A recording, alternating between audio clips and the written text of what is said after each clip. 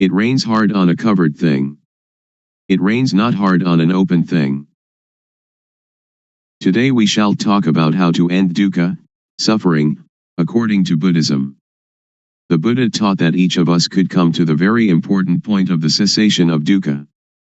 So I shall talk about a simple and direct method of practice according to my own experience. I can assure you that this method can really release you from dukkha. When we talk about a method to end dukkha, the words are one thing and the practice is quite another. The method of practice is a method of developing sati, awareness, in all positions, standing, walking, sitting and lying.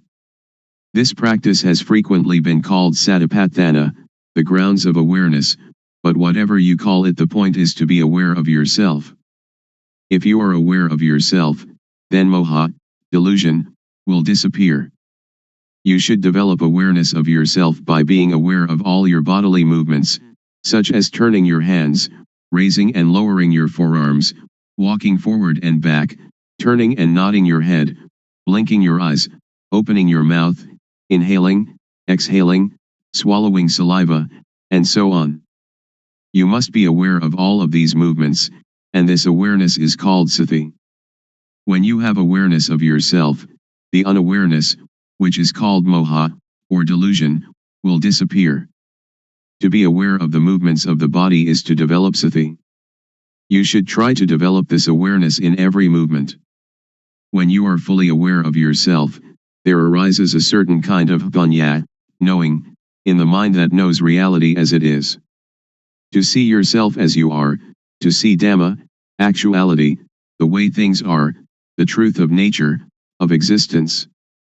To see Dhamma isn't to see deities, hell, or heaven, but to see oneself turning the hands, raising and lowering the forearms, walking forwards and back, turning and nodding the head, blinking the eyes, opening the mouth, inhaling, exhaling, swallowing saliva, and so on.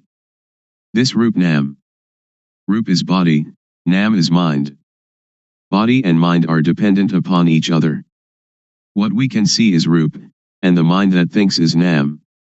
When we know Rup Nam, we know reality as it is. When you see with the eyes, you should be aware of it. When you see with the mind, you should also be aware of it. Dhamma is yourself, everyone is Dhamma, whether male or female, Thai, Chinese, or Westerner, each is Dhamma. The practice is with us, and the teaching of the Buddha can really lead us to the extinguishing of dukkha. Individuals are Dhamma, Dhamma is the individual. When we know Dhamma, we will understand that everything is not as we think it is. Everything is samyuti, supposition. This is the panya that arises so that the real teaching of the Buddha can be realized. Whether the Buddha existed or not, Dhamma is there. When you really see this, you will be beyond your superstitions. Once you that Dhamma is yourself, it is you that lead your own life, not anything else. This is the beginning of the end of dukkha. Next we try to develop sati in all our movements in daily life. For example, when we make a fist or open it, we are aware of it. And when we are aware of all our movements, then not knowing, or moha, disappears by itself.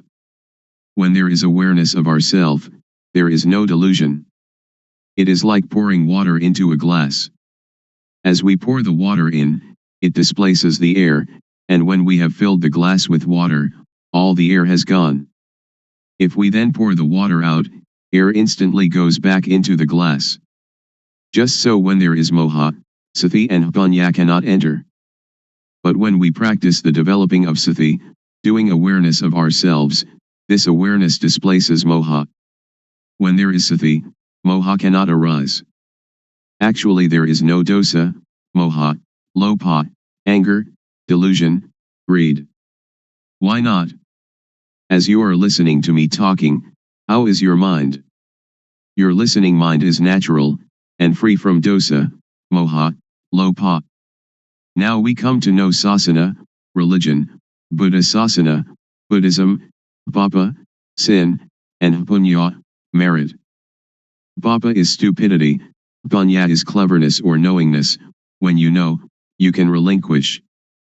Sasana is the individual, and Buddha sasana is the sati punya, awareness knowing, that enters and knows the mind.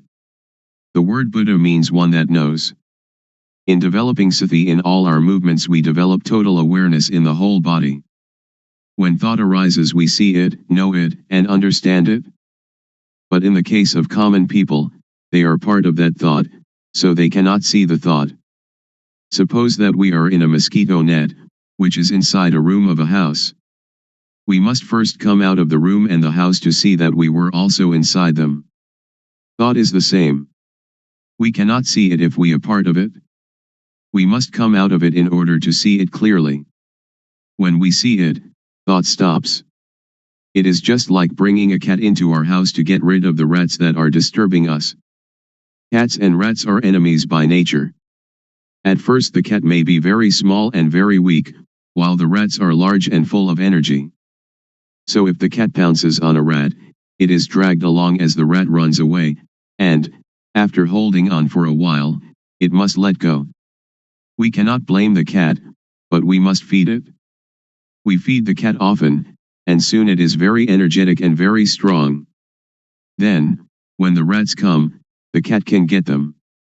When the rats are caught they die of shock at once, before the cat eats them. Thought is the same. If we develop sati, then when thought arises we become aware of it, and it stops. The thought does not continue, because we are aware of it. It disappears because we have sati, samadhi, setting up the mind, steadiness of mind, and punya all together at that moment. Sati, or awareness, means to be alert like a cat watching for rats. When thought arises we do not have to be a part of it. It will arise and disappear by itself. When there is sati, there is no moha. When there is no moha there is no dosa, moha, lopa. This is called namrup, nam thinks, and we know the deception, we know it in time, we know the protection, we know the cure, just this is sati. Sila, keeping moral precepts, is normality. Sila is the result of a normal mind. This is the same as sati, samadhi, punya. The method to develop the total awareness that can end dukkha, as I understand it, and as I believe the Buddha taught, is to practice in our daily life. So we need not sit cross-legged with eyes closed. If we sit like that we cannot work. If a thief comes, he will succeed in robbing us, so we should open our eyes, and then we can work at any kind of work and all the time we can practice the developing of sati.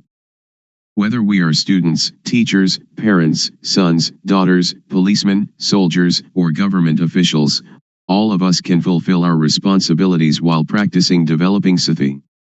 Everybody can do their duty practicing developing sati. How? Since we do not sit with eyes closed, we can go on with our duties and see our mind at the same time. The mind has no real self. As soon as it thinks, we see it, we know it, we understand it. To develop sati is to shake the knowing element of a person.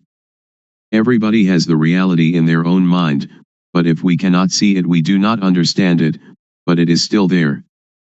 Now if we look we see it. When we see like this, it is called seeing Dhamma. Seeing this kind of Dhamma can get rid of dosa, moha, lopa.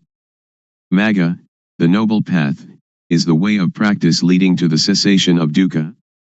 The way of practice is to be aware of thought. Our body works according to our duties and responsibilities, but our mind must see thought. Dukkha arises and, because we do not see it, it conquers and enslaves us, it sits on our head and slaps our face, but if we can see it, know it, and understand it, then it cannot defeat us. Dukkha is like a leech that attaches itself to us and sucks our blood. If we try to pull it off, it is stubborn, it resists, and we hurt ourselves more. But if we are clever, we simply use water mixed with tobacco leaf and lime, and squeeze the water onto the leech. The leech is afraid, and drops off by itself. So we don't have to tear it out, or to force it, in order to get rid of it. This is the same. Those who don't know try to stop dosa, moha, lopa, they try to fight and suppress it, but one that knows just has sati to watch the mind and see thought.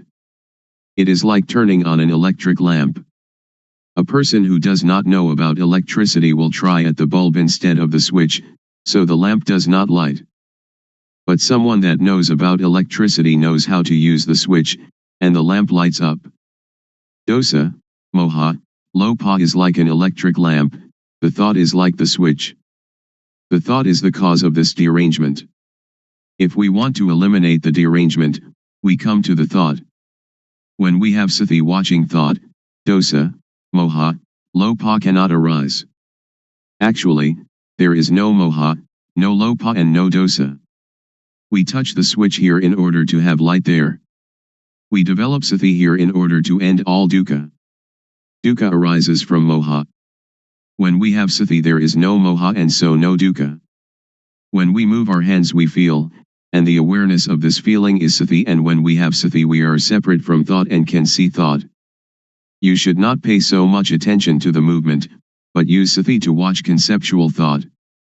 Just passively see the thought, do not stare at it. When thought arises, let it pass away. Actually there is no moha. Moha arises when we are not aware. It is like when we build a new house, there are no rats, but when we fill the house with things the rats come. Sometimes, when people criticize or blame us, we feel disappointment. In this practice, awareness of the disappointment will arise at the same time, like the cat catching a rat. When we can maintain our mind in this way, dosa, moha, lopa cannot arise. When thought, suffering, or confusion arise, do not try to stop it, but observe it, and we will understand its nature. As soon as thought arises, sweep it away immediately and come to be with the awareness. Thoughts, suffering, confused mind, they will go by themselves. Any time that thought arises we know it, even while sleeping. When we move our body while sleeping we also know it. This is because our awareness is complete. When we see thought all the time, no matter what it thinks, we conquer it every time. Those that can see thought are near the current to nibbana, extinction of dukkha. Then we will come to a point where something inside will arise suddenly. If the thought is quick, panya will also be quick.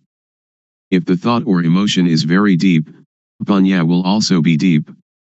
And if these two things are equally deep and collide, then there is the sudden breaking out of a state that is latent in everybody.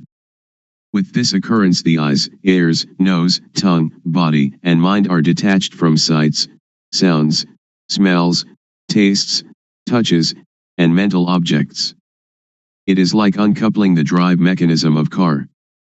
When the parts become independent of each other, the car, although it still exists, can no longer be driven. When this state occurs we do not die. We can still work according to our duties.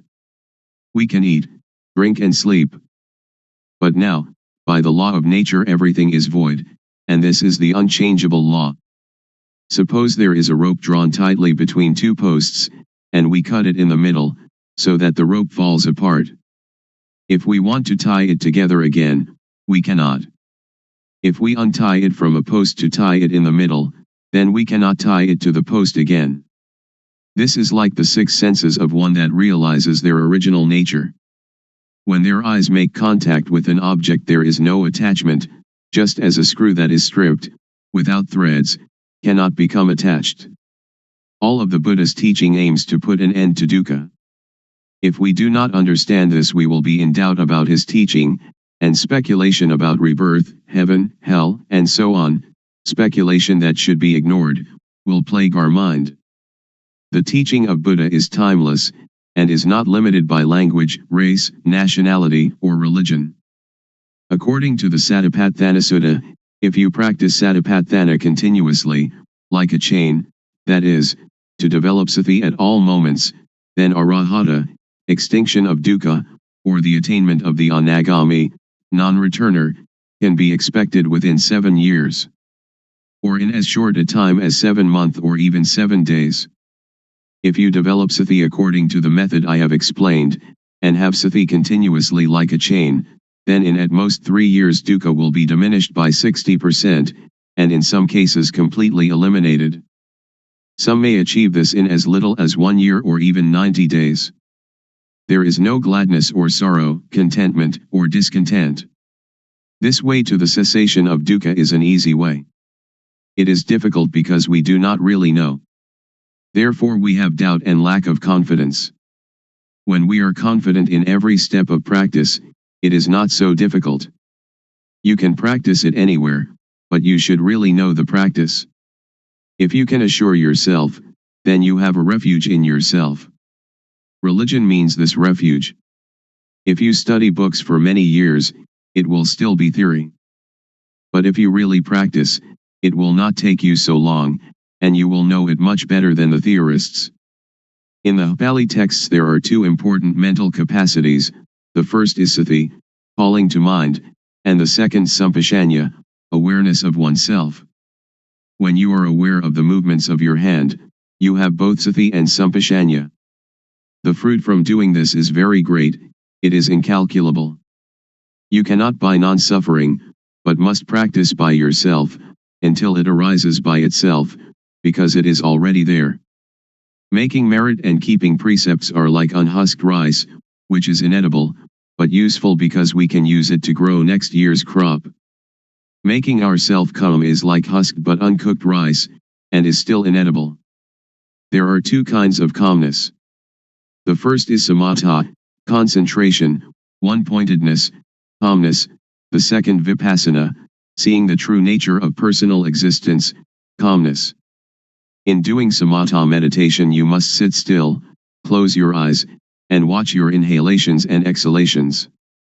When the breathing becomes very subtle, sometimes you are not conscious of the breath, and you feel very calm, but the dosa, moha, lopa cannot be eliminated, because there is still not knowing, and you are not aware of thought.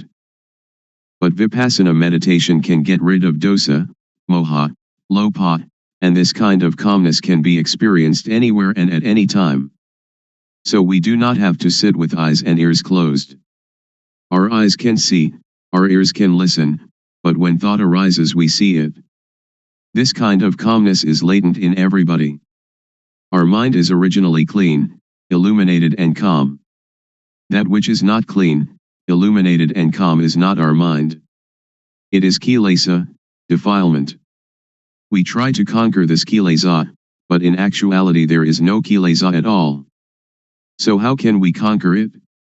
The only thing that we can do is just to see original mind clearly, to encounter the thought clearly.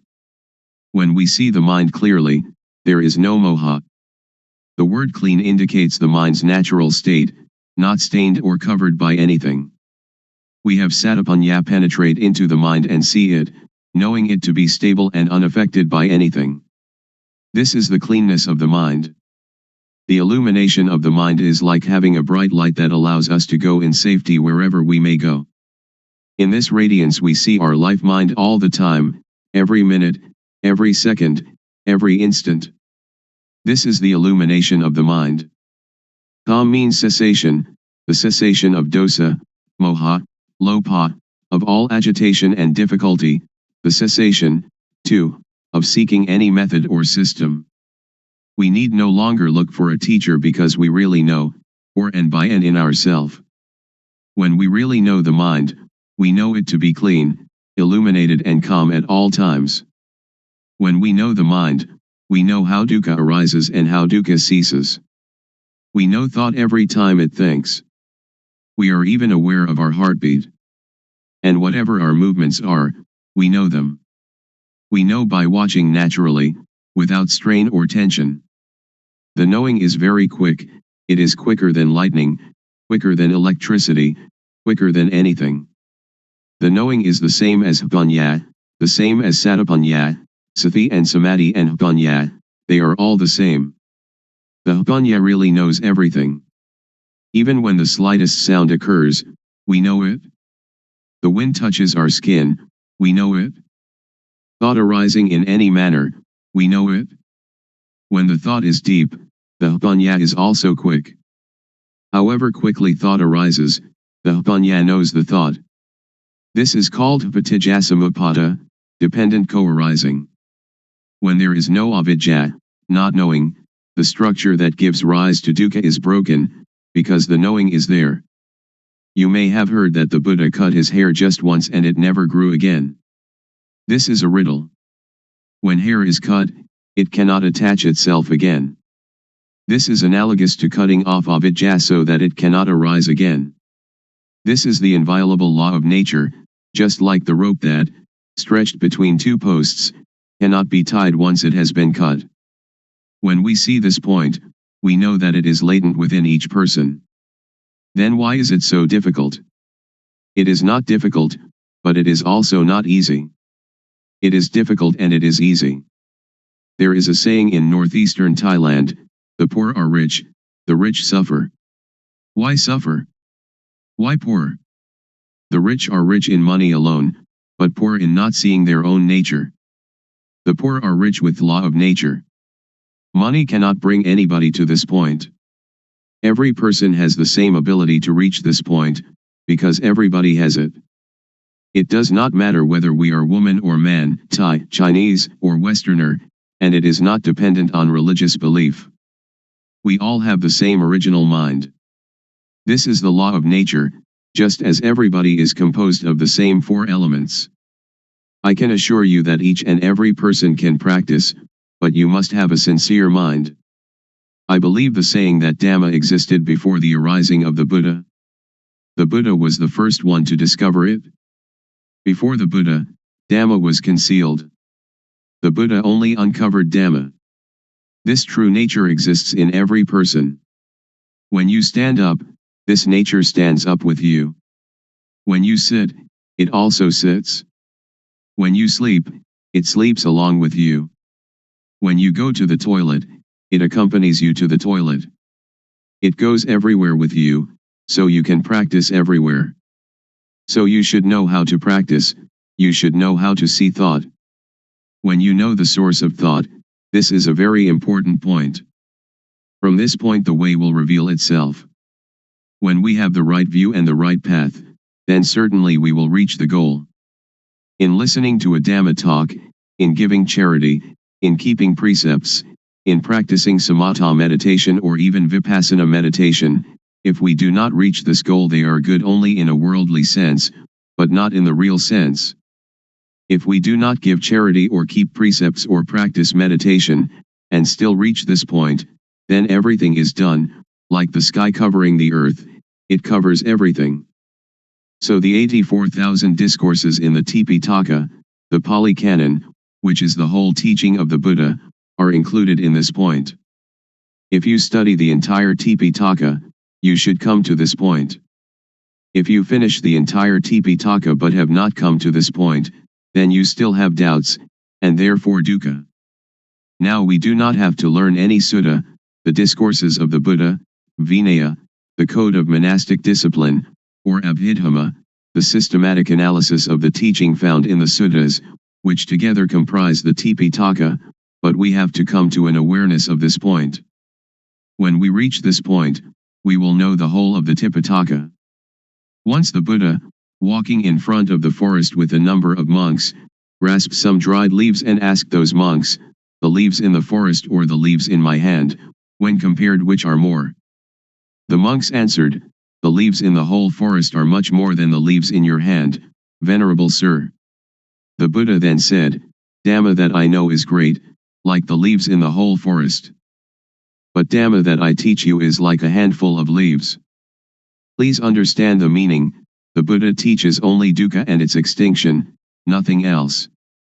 Studying texts, giving charity, keeping precepts, Practicing samatha meditation or vipassana meditation should bring us to this point, otherwise they are useless.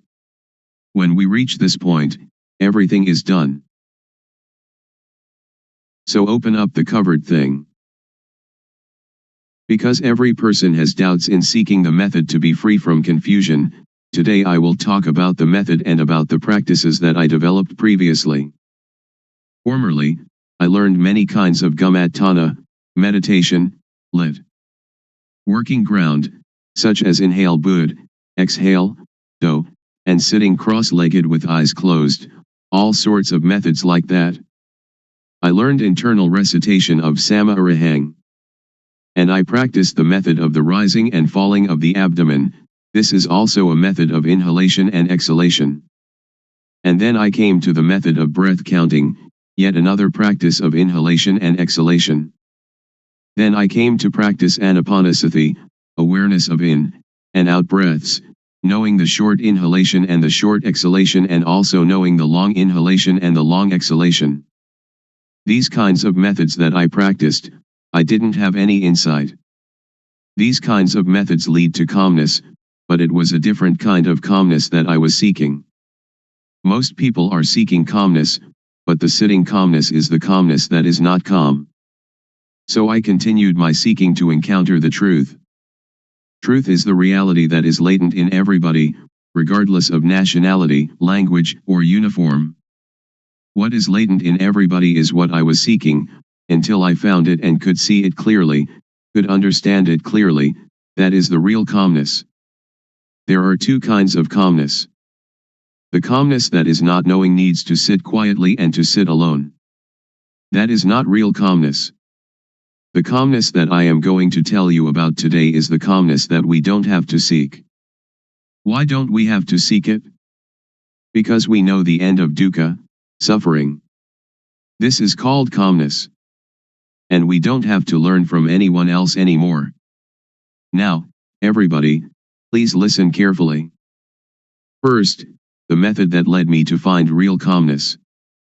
Without paying any special attention to any point, I just do the movement, and just have sati, awareness, knowing all postures and all movements, such as standing, walking, sitting, lying, bending, stretching, and all the movements.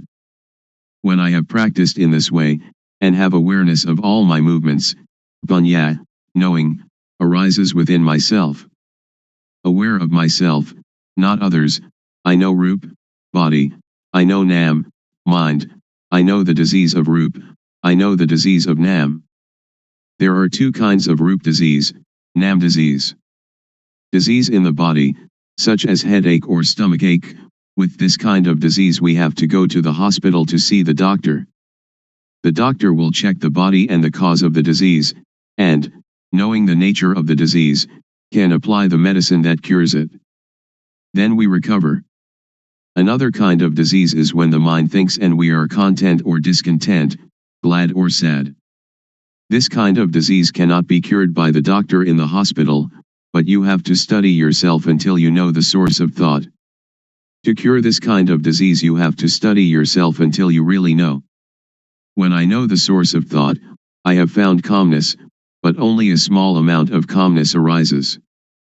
The real calmness is when we can cease to seek, when we don't have to run around to find anyone else, that is called calmness. I continue to do more awareness of myself, panya rises, and I know dukkang, anajang, anatta, suffering, impermanence, not self, and I know samyati, supposition. Whatever supposition exists in the world, know it completely, know it to the end, know it to the whole, and know everything that is in the world. What supposition is called samyati paniyati, convention of supposing, paramathapaniyati, convention of the touchable, athapaniyati, the deep meaning of the Dhamma, and ariyapaniyati, agreement between those that have become Dhamma. We have to really know these four conventions completely, really know them to the end, and really know them to the whole. After I know samyati completely, I know sasana, religion, I know papa, sin, I know punya, merit, I really know these things. Usually we attach to samyati, such as we attach to Hinduism, Buddhism, Christianity, or Islam. These things are only samyati. The real religion is everyone. Buddha Sasana, Buddhism, is satapanya, awareness knowing, which is in everybody. I can assure you on this point. When I know myself, I know everyone is like myself, because everyone can know. Now I will talk more about vipapa. Vipapa is when one doesn't know oneself. The most vipapa in the world is any person who doesn't know her, or himself. Punya is somebody that is self-aware. If you are aware of yourself, you are one that has punya, and are capable of really making yourself a noble individual, Ariya Pugala. This is called calmness. To be aware of oneself doesn't mean that we are aware that we are male or female, we are Mr. A or Mr. B, but to be aware of oneself is to have sati in every moment. Whatever movement the body makes, we are aware of it. Whatever the mind thinks, we are aware of it. This awareness really arises from the law of nature. When thought arises, we see it, know it, and understand it. When we see it, thought stops by itself. When thought stops, punya arises, and we know the source of dosa, moha, lopa, anger, delusion, greed. We know that dosa, moha, lopa is not in ourself. Whenever we cannot see our own life, cannot see our own mind, in that moment we are unaware of ourself, we forget ourself.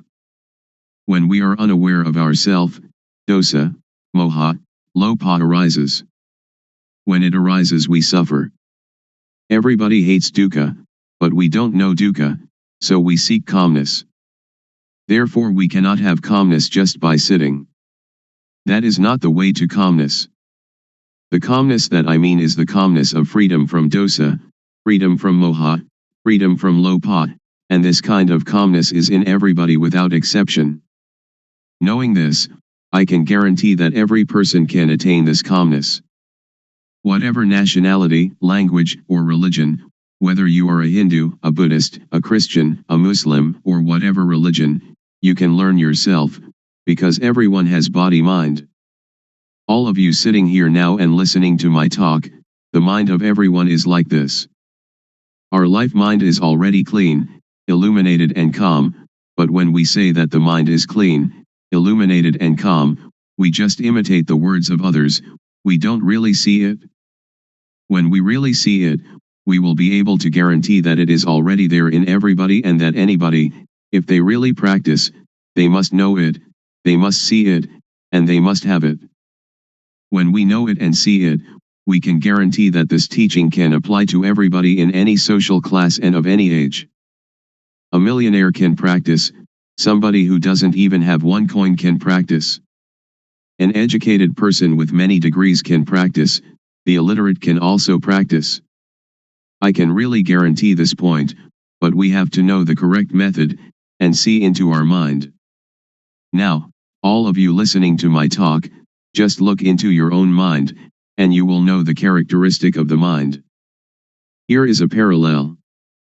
The seed of any kind of fruit, if we plant it in well-watered soil, under good conditions, it will have issue. An ordinary rice or sticky rice or whatever kind of grain we plant, it too will have issue and grow up. This is like every person. If you listen, and understand it, and bring it into practice, you will know. When we don't know and we don't understand, it is like the thin grain, or the husk without any grain inside. When we plant it in the paddy field, it has no shoot, it doesn't grow up. This is the same as when people who come to teach don't really know themselves, they teach others, so other people do not know. I will raise another parallel. Suppose that during daytime the sunlight is dull, but actually the sun is always bright. Our mind is like the sun, it is clean, illuminated and calm, like the sun all the time. But whenever we lose our way from the source of our life mind, we will not see where Buddha is, we will not know where Buddhism is, and we will not see where calmness is. When we don't know, we seek teachers, but that is for somebody who doesn't know. If you want to have calmness, or Buddha, you don't have to do many things. Just come to see the source of your own life. When thought arises, don't enter into the thought, but cut away the thought and come out of the thought immediately. Do it like the cat and rat. When the rat emerges, the cat pounces upon it immediately. The thought is the same. When it thinks, sati or panya will know immediately, thought is stopped. Do it often in this manner. Or it is like boxers. When we face the fighter we have to fight, we punch to the eyes. The fighter will not be able to fight us. Dosa, moha, lopa is the same. When we come to this point, Buddha will arise within ourself. Buddha is the mind that is clean, the mind that is illuminated, and the mind that is calm. Each of us, we are not angry for 24 hours, we are not greedy for 24 hours, but only moha, we do not know it. When we come to know this point, we will know more and more. Panya will arise and arise. It is like pouring water into a bottle. The water in the bottle will come up to the brim. When it is full to the brim, we cannot put anything in it. Sati, samadhi, panya, awareness, setting up the mind, knowing, is the same thing. This can be called calmness in Buddhism, or it can be calmness in Christianity, or we can call it whatever we like. Truth is in everybody. When one knows it, one can live in the world without any dukkha, one can do any work without dukkha. Whether one is a teacher or merchant or parent or worker, only when one knows the method of practice, when one comes to the end it will decrease by itself. It is like a leech attached to our skin. We don't have to force, to tear it out, but just bring some lime and tobacco leaf mixed with water, squeeze it onto the leech, and the leech will detach by itself. When we come to know this point we will have no doubt, and we don't need to seek any more teachers. We will know that the end of dukkha is here. Today I have talked about truth, appropriate to the time. I will finish talking now. Anyone that has any questions, feel free to ask. Audience. Why are people neurotic? Luangpor. Because we think a lot and we never see thought. We only see outside ourselves, that this person is rich, that person poor, this person beautiful, that person not beautiful, somebody who has a car only sees their car, somebody who has jewels only sees jewels, somebody with a watch only sees their watch. They never see their own life, their own mind. This is moha, delusion. To see our own mind clearly, without trying to do anything with or about it, simply seeing it and letting it go, this is the way to freedom from dukkha, freedom from all neurosis. So we should develop sati. Develop means to make much of it. As sati grows, its ability to penetrate into and reveal the mind also grows. If we only practice keeping the precepts or doing calmness meditation, it is still not safe. It is like lighting a candle in a dark cave. The darkness shrinks a little but is still there with us, we are still in the dark, and when the candle goes out the darkness immediately covers everything again. So we should emerge from the cave by having sati all the time, in every movement. This is an easy method. Anyone can do it, and it can be practiced everywhere. Audience. When we see thought and the source of thought, will suffering and all kinds of tension end or not? Luangpor. Not end yet, because we only know it but we still do not do anything with it. We only know and see thought, we only know the source of thought, but sometimes we lose the way of it. For example, each day we may know it 10 times, but the not knowing is more. So it is not the end. But it is the beginning of destroying moha in the source of thought. Audience. I would like to ask, during Luangpor's practice, before coming to the end, was there any point where you had doubt arising, and was there any sign that released you from the doubt whether there was any more moha or not? Luangpor. It has a sign, but not a physical sign. The sign is that you see yourself and you have no moha. It is as if an overturned bowl had been set aright. Or it is like uncovering something that has been covered over and hidden. Only anyone that comes to this point will know it, and will immediately have no doubt. We don't have to talk about dosa, moha, lopa, because it is quite common, it is a shallow matter. When we talk about seeing thought, most people know thought but they do not see thought. When we know thought, thought will still continue, and we lose our way in the continuity of thought. We have moha in thought, then dosa, moha, lopa comes at this point. So this is why a person who knows thought still has dosa, moha, lopa. Audience. In seeing the thought, does the mind talk inside? Luangpor. No, not the mind talking inside. When we see it, it is detached. It is like the leech. When we know thought, it is like trying to pull the leech out of the skin. But when we really see it, we don't have to force the leech, but only put tobacco leaf and lime mixed with water onto the leech, and the leech will detach by itself. So if we really know, we don't have to listen to anybody. It is like we are sitting here now, we don't have any dosa or lopa, and we only have moha, because we do not see our life. When we see and know our own life all the time, dosa, moha, lopa cannot arise.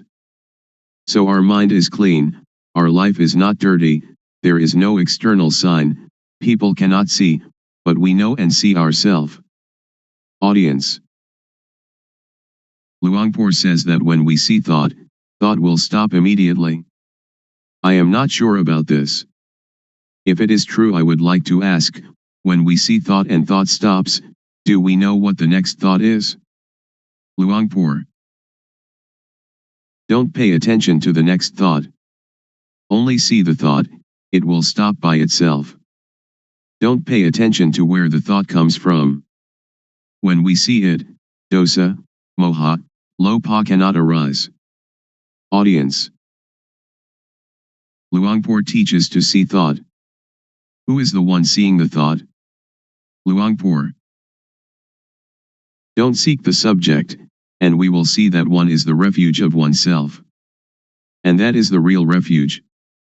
We can either say the person knows, or we can say that Satapanya knows, whatever we may say, because there is no self that we can catch and take a look at. Because to see and to know are two different things. To know is entering into thought, and thought continues. Audience. I have listened to Luangpor, and have the feeling that thoughts, and emotions like gladness and sadness, are something external.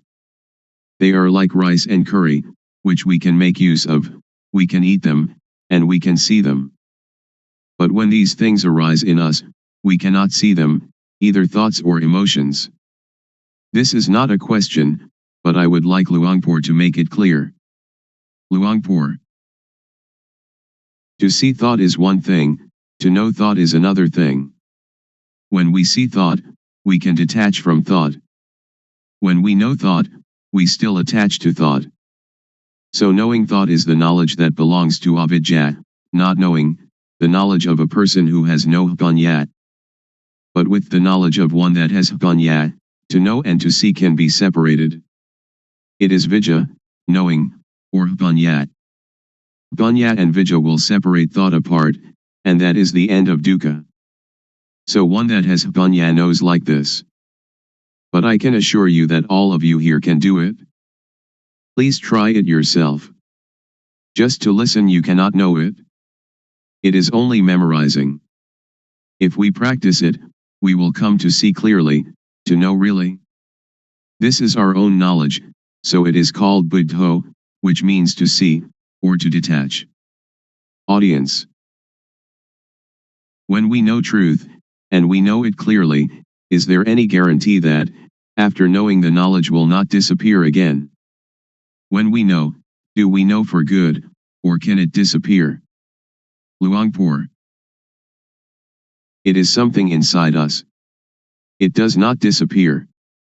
Suppose we know our eyes. We have our eyes all the time. This is the symbol that everyone has it and can teach it to others.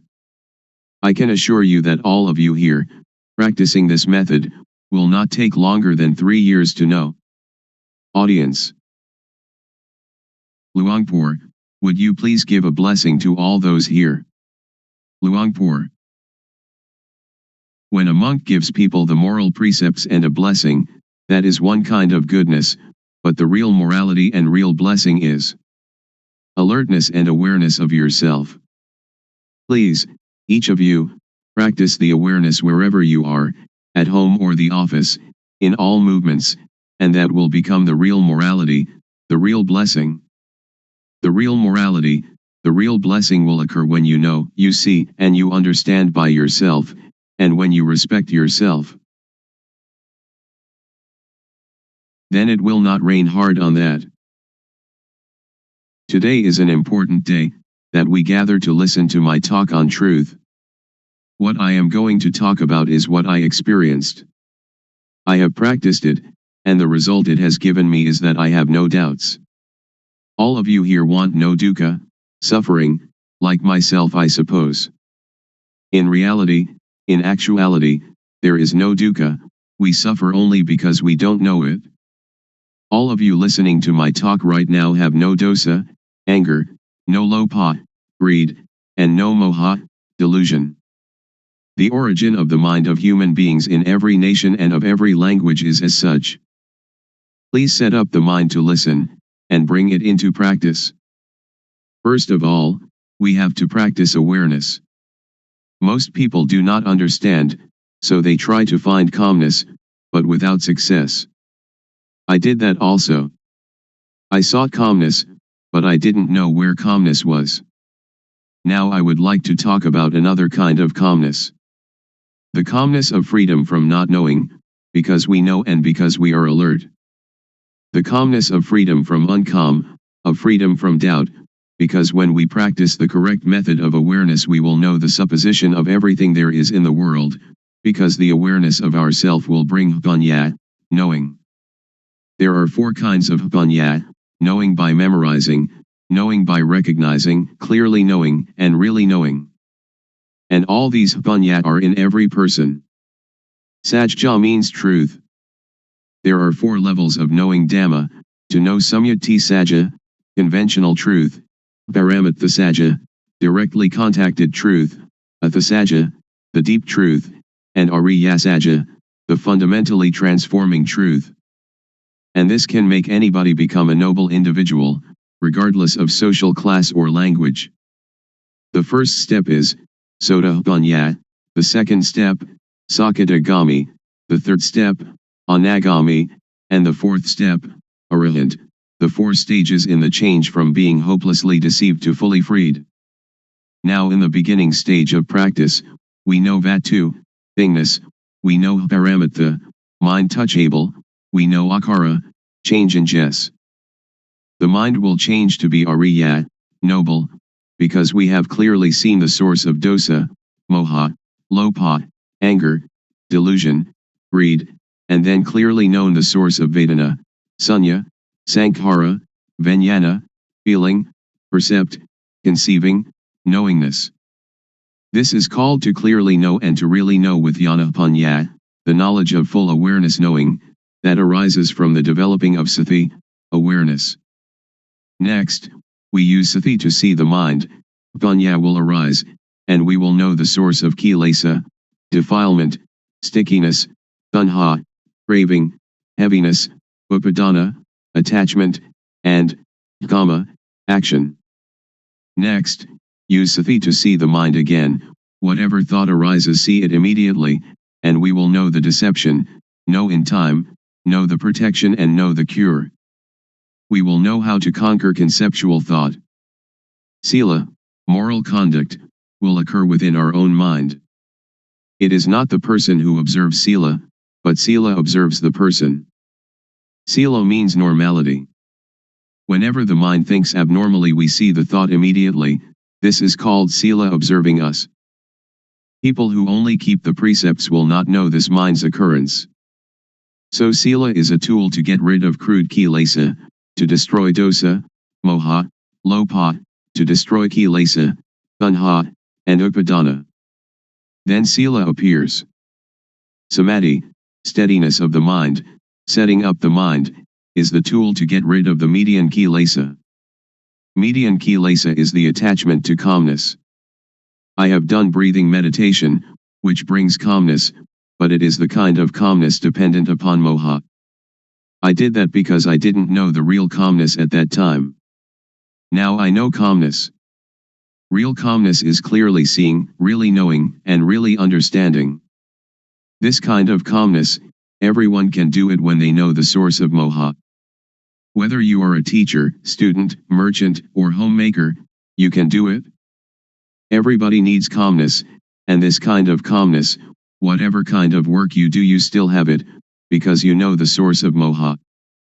We don't have to sit with eyes closed to get calmness, but we can have calmness in this very society. Whenever conceiving thought arises, samadhi will see it immediately. Samadhi doesn't mean to sit with eyes closed. Samadhi means setting up the mind to see our own mind, to see our own work. Now panya gets rid of the subtle kilesa. We know the subtle kilesa when we know the source of thought whenever it arises. Whatever we do now, we have normality in speech and mind. When all these conditions gather, there will arise a kind of jnana, insight knowledge, and it will break apart from the person. Only the one that practices will know. All of you sitting here now have as yet no jnana, but the non-suffering and non-happiness is already there. When we don't have jnana, we don't know it, so we seek calmness. Now, as you are sitting here, look at your own mind. You don't have jealousy, ill will, and aggression. Now your mind is indifferent, not suffering and not happy, beyond good and evil. This state is in everybody, and this is the calmness that everyone is seeking. Somebody who doesn't know comes to teach people. A lot of people follow that person and sit with eyes closed, trying to find calmness. This is trying to get something that doesn't really exist, trying to make something that cannot be real become real. It is impossible. So that is only the state of delusion. Now we come to know the real thing. It is called upekha, indifference, equanimity. It is our own mind. It is like something that is covered over. Now, when we come to see our own mind, it will be revealed. So we don't have to do anything with calmness, because it is already there. The only thing we have to do is know the method of practice. The method of practice is to know the movements of the body. We don't have to watch the movements of our breathing, we have to know the movements of the physical body and then see the movement of the mind. Breathing is never glad or sad, it never hates anybody or likes anybody. What is angry is the mind that is thinking. What is pleased is also the mind that is thinking. So we come to see only this point. To see this point is to be aware of thought. In order to see thought, don't enter thought. As soon as it thinks, detach from thought, like a cat catching a rat. We don't have to teach the cat to catch rats, but whenever a rat comes, the cat will get it. The clear knowing and real knowing is the same thing. Most people understand panya only as memorizing and recognizing. Very few know clearly and know really. Anyone that will clearly know and really know must make an effort always. Wherever they go, they always watch thought, going to the toilet, eating food, whatever they do, they look at thought. When we watch thought a lot, like a cat watching for rats, then when thought arises, sati or panya will clearly see immediately. This is called panya, getting rid of the subtle kilesa. When we come to this point, it is like the hidden thing is revealed, and we will know all religion. We will see with self-understanding the teaching of any religion. We will understand Hinduism or Christianity. We don't understand now because we just memorize from the texts. That is only a kind of history. Now we come to study at ourself. Reality is in us. Texts are only the words of other people. We come to see our own mind, and we will be another knowing individual. I will stop now. Anyone that has questions can ask. Audience. Luangpor teaches that when we go to the toilet we also watch thought. Shall we watch our walking, or shall we watch thought, or what shall we watch? Luangpor. Thought arises even when we do not pay attention to it. So when it arises we will see it, we will know it, we will understand it. If we pay too much attention trying to see it, it will not think. So we should practice in an indifferent, detached way. When it thinks we will know. Samadhi is also awareness. When you are aware of yourself, that is samadhi. When it thinks and you see thought, that is samadhi. Audience. When I sit I can watch the thought, but when I walk to the toilet and intend to see the thought, when thought arises should I stop walking and see the thought, or what should I do? Luangpor. You don't have to stop walking, just be aware of yourself. When we are aware of ourself, that is samadhi. Whatever movement we make we will know it. Unintended thought will arise by itself. If we do not see it we will attach to it, and this is dukkha. So we come to know the cause of dukkha. Normally our mind is indifferent. It can think without dukkha, and we know that it thinks without dukkha, but when we do not see thought we follow thought, we enter the cave, and that is dukkha. To see thought is difficult for somebody who doesn't understand, but it is easy for one that understands.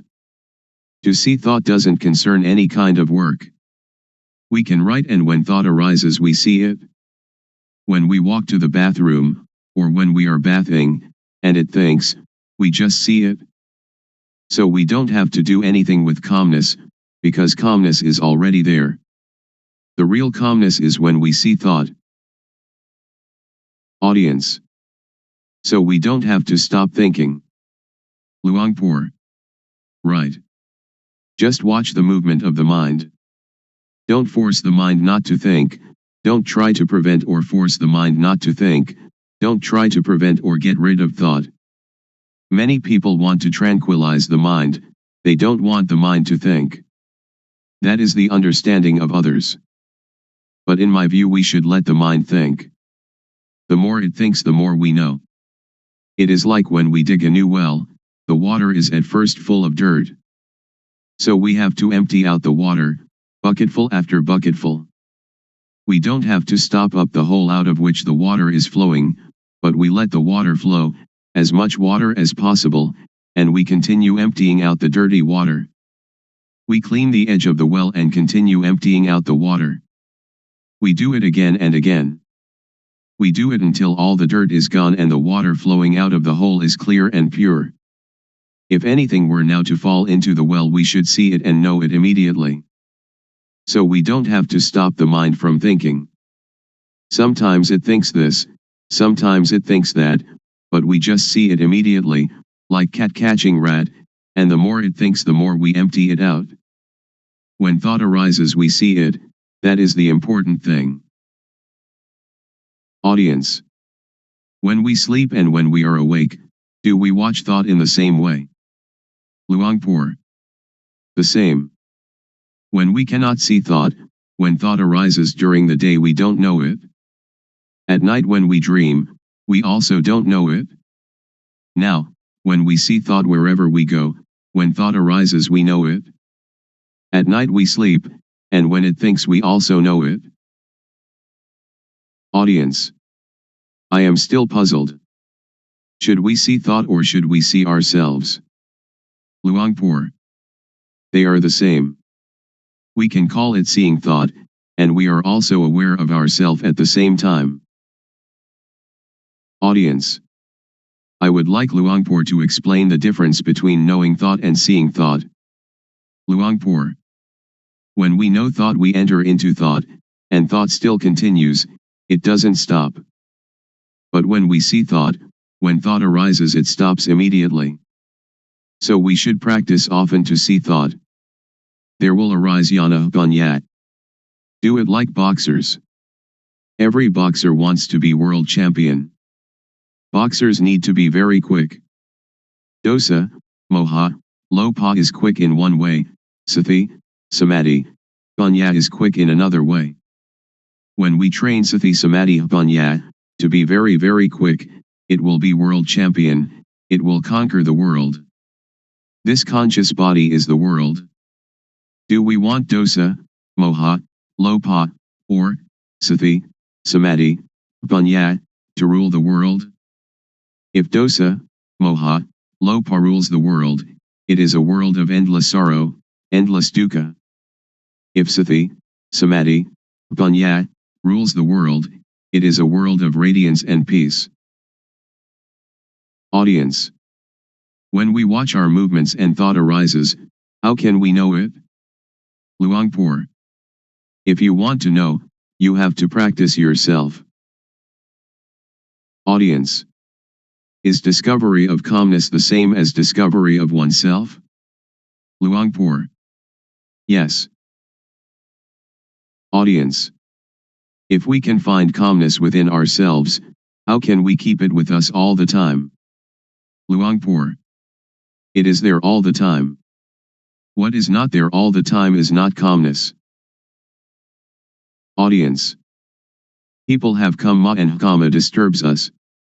So how can we be calm? Luangpor. No, not in that way. We just think ourselves.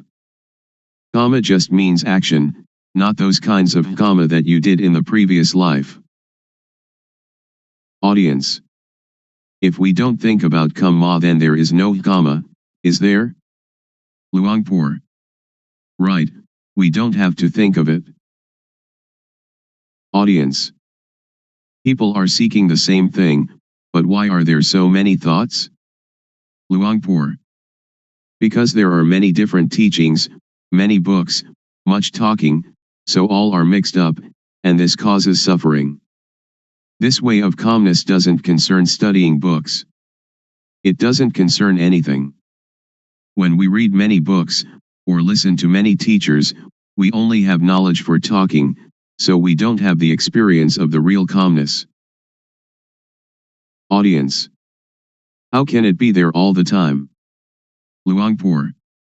If we add colored dye to water, people say that the water is red, or the water is black, or whatever color it is. But in reality water is colorless, and if what is not water is removed then we see it. Upekkha is the mind's natural state. It is present in everybody without exception. When somebody becomes very angry, upekkha anchors that person just like a ship's anchor and therefore they don't die of shock. When somebody becomes very very greedy and would like to take a great deal away from others, upekkha is like a ball and chain, holding back and moderating the greed, so that it doesn't totally unbalance that person. So upekkha is already there, we don't have to seek it. It is like the sun when it is hidden by clouds. Dosa, moha, lopa, when it arises, obscures upekkha. But when we clearly see our mind, upekkha is uncovered. Audience. Luangpor said that gladness and sadness are the same thing. How can they be the same? Luangpor. They are dukkha. Gladness is one kind of dukkha, sadness is another kind of dukkha. Unknowing people live with dukkha, eat with dukkha, walk and stand and sit with dukkha, sleep with dukkha, wherever they go they bring dukkha along. When they see a movie they laugh, laughter is a form of dukkha. When they meet with sadness they cry, crying is a form of dukkha. Gladness and sadness, both of them are forms of dukkha. Just so, I imagine that there are two kinds of darkness, white darkness and black darkness. When we earn a lot of money we are glad. That is dukkha. It is the white darkness. When we lose money we are sad and the mind thinks angry thoughts. This is also dukkha. It is the black darkness. But both are dukkha. Audience. In reality there is no gladness or sadness, they just arise from moha, don't they? Luangpor. Just like that. Audience. Luangpor said that all kinds of gladness are dukkha. Is there some kind of gladness that is not dukkha, for example love between husband and wife? Luangpor. All are dukkha. Audience. How about gladness in Dhamma, or sometimes when we look at the sunshine we feel happy? Luangpor. That is not dukkha, not suffering or happiness, not gladness or sadness. It is indifference, equanimity. Audience. I would like Luangpor to explain the thing that is called love. For example, a woman and man who are going to get married. Luangpor. Somebody who doesn't know dukkha will approach dukkha, and dukkha will teach its lesson. Audience. When we see thought, it stops. So during which time do we see the three characteristics, anicca, dukkha, and anatta? Do we see them when we see thought, or before seeing thought, or when we think of them? Luangpor.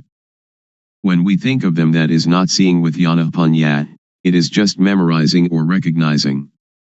After we clearly know and really know, we don't have to ask anyone. Audience. How about the intention to do something? Suppose that somebody says something bad to us, and we have the intention to harm them. Luangpor. To harm is stupid. When we know the states of suffering and of happiness, we do not want anybody to suffer. We will help all to live without dukkha. Audience. When I am going to give money to beggar, I know my thought, which is to give money. To see that thought, is that called panya? Luangpor. That is not called panya, it is called knowing from memory. All of us have mind, so before doing or saying anything, just look at our mind. Our real mind or real life doesn't hate anybody and doesn't love anybody. When we hate or we love, that is kilesa arising. So just come to see the mind at the beginning, and dosa, moha, lopa will be destroyed. After that, vedana, sunya, sankhara, vijnana, will still be there, but they are pure and have no dukkha. Continue to see the mind. We will see kilesa. Kilesa is like gladness and sadness. When we like something and we give it to somebody, it isn't that this is not kilesa, because we like the person that we give it to, we give it with kilesa, we don't give with indifference. Ra, venerable, noble, is indifference. Ra means one that teaches others to be indifferent. Audience. When we give charity, we usually think of metta, loving kindness, and karuna, compassion. So where is karuna and where is metta? Luangpor. Those are just words for talking. It is not Dhamma. It is social. Audience. If we don't have metta and karuna, how can we have the motive to do good for others? Luangpor. That is the beginning stage, or the foundation for ethics of the world. Audience. In the case of Luangpor, who is trying to help us to be free from dukkha, isn't it the metta of Luangpor? Luangpor. Not metta. Anybody that would like to have Dhamma, just accept it. We don't have gladness or sadness. It is like when we see someone that is drowning, we jump into the water and help them without thinking anything. Audience. When that person sees someone drowning and helps immediately, is it the result of social ethics or is it their own nature? Luangpor. It is their own nature. But when we try to help other people, we don't see our mind, but the nature of the mind is already there, the indifference is already there, we never come to see it and we try some other way. That is why we don't have real calmness. Visible here and now. Calling to come and see. The Dhamma of an instant. Today I would like to bring to you the truth, as I have heard it from the elders, who passed this truth on from generation to generation. It may be that you've heard it, it may be that you haven't. When listening, please set up the mind to listen, listen with sati, samadhi, panya, awareness, steadiness of mind, knowing. Consider these words, and find their actuality at last. In everything that happens there must be cause and effect. For example, the cause is that we go to work, the effect is that we earn money, the cause is that we go to study, the effect is that we gain knowledge. So the knowledge is the result of the study. Therefore the cause is to be diligent and the effect will be truly useful.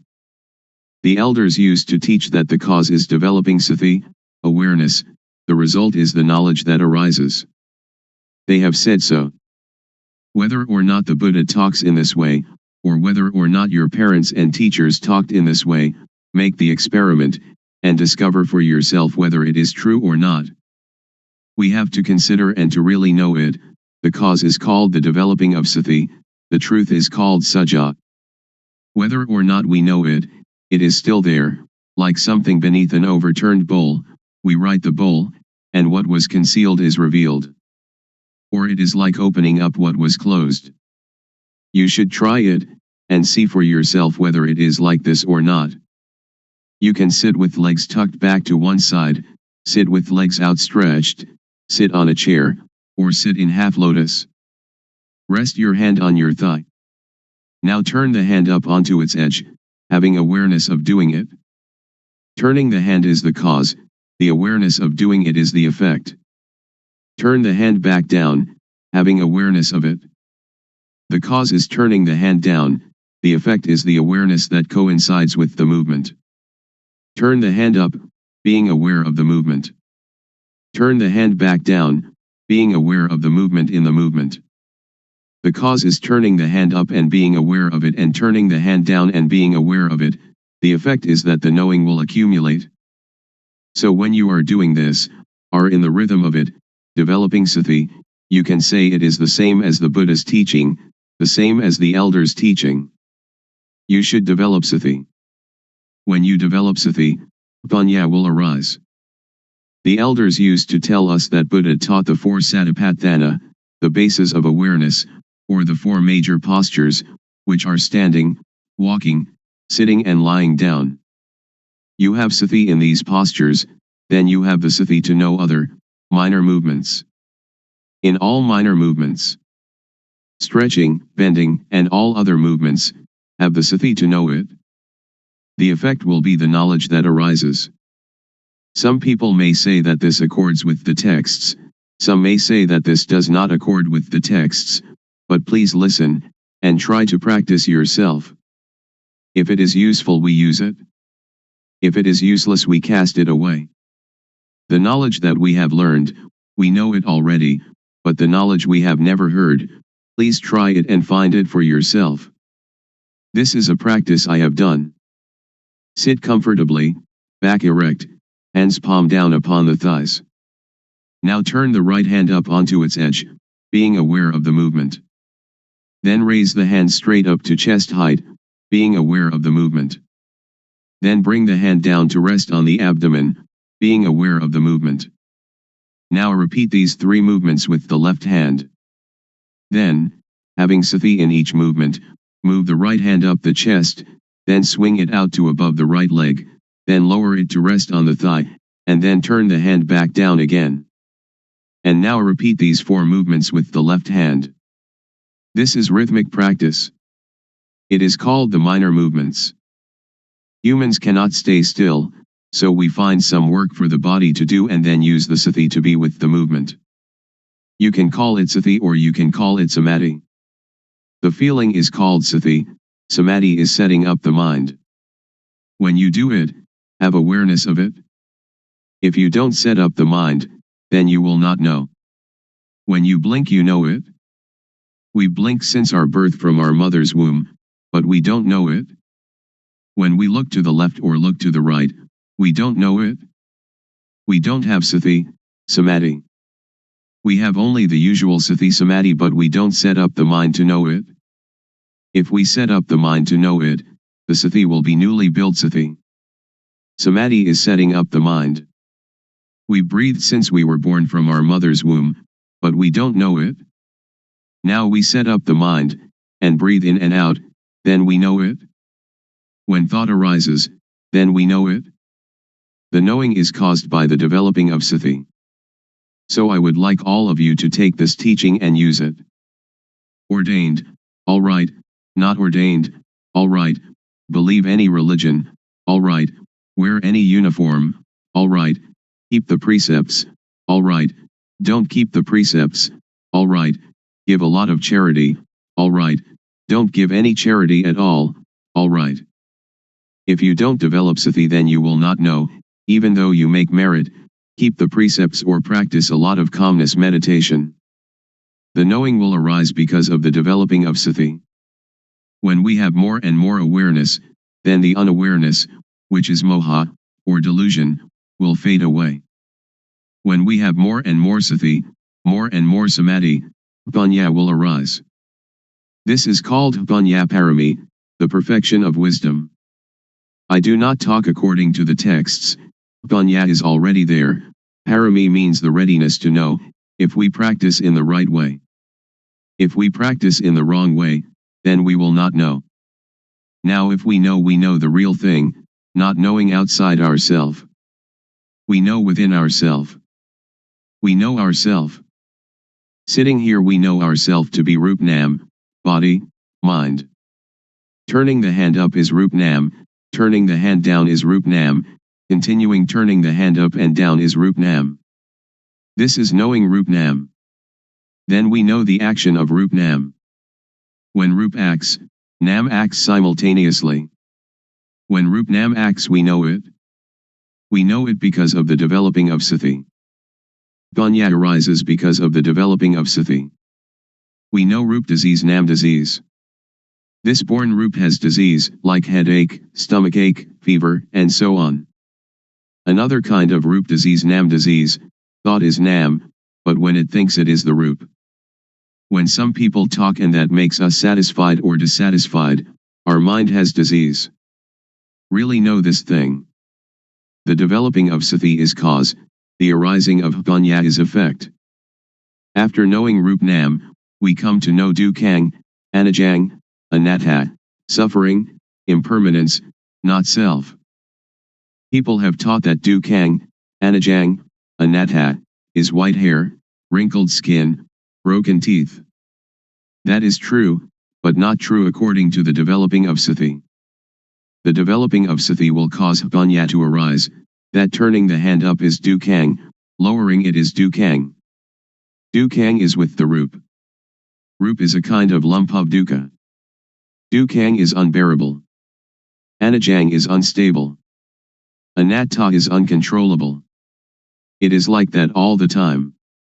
If we know it, it is like that. If we don't know it, it is also like that. So Dhamma, which makes a person become a Buddha, is there before the Buddha. Dhamma exists in everybody. It depends on the owner of each body to make this knowing happen. If we are able to know it, then we will know it. It is like the overturned bowl, whether it is overturned or set aright is up to us. Now we come to know sammuti, supposition. Know all kinds of samyati completely. We know that money is just a kind of metal, just a kind of paper, but we conventionalize it. Woman and man are samyati as well. When we don't know it, we suppose it to be woman and suppose it to be man. But if we don't suppose it, then we don't know them. Ordination and disrobing, monk and novice, all are samyati, just take a piece of cloth to wear. The knowing is sati, samadhi, panya, and sajja is truth. If it is true by samyati we know it. If it is true by paramattha, direct contact by the mind, we know it. Ghosts and deities are all sammuti. Have we ever seen them? A ghost is a person who acts, speaks, or thinks evil. The body doesn't do anything, it is Rup, like a doll. The thing that moves is the mind. Deities are the same, we suppose them. When we don't really know samyati, we don't know. We really don't know. I can guarantee that we don't know. I myself didn't know. But others may have, I don't know. I have done many kinds of meditation, like Buddho, Samarahang, counting breaths, the rise and fall of the abdomen, and sitting and observing the breath, but I really didn't know, the knowing didn't come, didn't arise. It led to calmness and attachment to calmness. So calmness, or samatthana, the working ground for tranquility, is like putting a rock on top of weeds. When we take the rock off, the weeds will grow better than before, because the soil has been kept moist. Vipassana means clear insight, a complete uprooting. This is the real knowing. Anyone that does it, will know it. Anyone that was born as a human being, can do it, regardless of race, language, or religion. But we have to understand the correct method. Also we know sasana, religion. Sasana doesn't mean temples. The temple is just the supposed sasana. This is called samyati paniyati, convention of supposing. Paramatha is the real thing, which exists in humans. Everyone is sasana. They say that sasana is teaching, they teach and the ear hears, then sati, samadhi, panya considers it, and becomes knowing. Really know that, oh, everyone is sasana. To destroy sasana doesn't mean to destroy temples or Buddha images, or Bodhi trees. To destroy sasana means to say bad things to people, to hit people, to kill people, which is great evil. So sasana is humanity. To curse someone is to curse sasana, to injure someone is to injure sasana, that is what evil is. Now Buddha sasana, Buddhism. Buddha means, one that knows. The body is like a doll. Sati, samadhi, panya is the knowing. So Buddha means sati, samadhi, panya, or the mind that is clean, illuminated and calm, which exists in everybody without exception. Now we talk about papa, sin. Papa is not knowing, darkness, stupidity. We fear papa, but why don't we make ourselves realize, so that we will be free of that fear? Panya, merit, is knowing clearly. People, when they come too close to monks, they fear papa. It is as if monks are the papa itself. That is just samyati. Now we don't have to fear papa. If we cannot conquer papa, then we will have no chance and no time to conquer it. Don't fear papa, but try to conquer papa. This doesn't concern making merit, keeping precepts, or vinaya, the code monastic discipline. The developing of sati is dhamma, is vinaya, is sila, normality, and is everything. We know all this because we develop sati. If we do not develop sati, but just study, that is only to memorize, not to see clearly or to see really. The developing of sati is to know clearly, to know really. When one knows, one can assure oneself and others. Anyone that does it will know it, because everyone knows the same thing. The knowledge is the shared object of developing sati. The result of developing sati can end dukkha. We don't attach to samyati, we will not fear ghosts, we will not fear deities. We don't attach to any samyati at all, because anything that does not exist we don't have to fear. Ghosts and deities have no real existence, just samyati. A ghost is somebody who speaks, thinks, or does evil. A deity is one that speaks good, thinks good, or does good. We know how to be human. Ghosts arise in people while they speak, think, or do evil. When anger arises, and we can stop anger, that is human. When we can make our mind calm and clean all the time, that is deity, a mind worthy of respect. When we know like this, we can break through. So Vipassana has this object, the 6 sense bases, eye, ear, nose, tongue, body, and mind, the 5 aggregates, that is from the texts, the 12 bases, the 18 elements, the 22 faculties, the 4 noble truths, and the 12 patijjasamuppada, dependent co-arising. We learn from the texts, we study it, but we don't know it. We just know from memory. When we come to develop sati, the knowing will arise, that is the real thing. When we use sati to watch thought, whenever thought arises we know it, because when we move we have sati. Thought has no real self. When thought arises we have sati and know it, like a cat watching a rat. When the rat emerges the cat catches it immediately. This is the same. When we have sati in each movement, when thought arises we know it, see it, and understand it.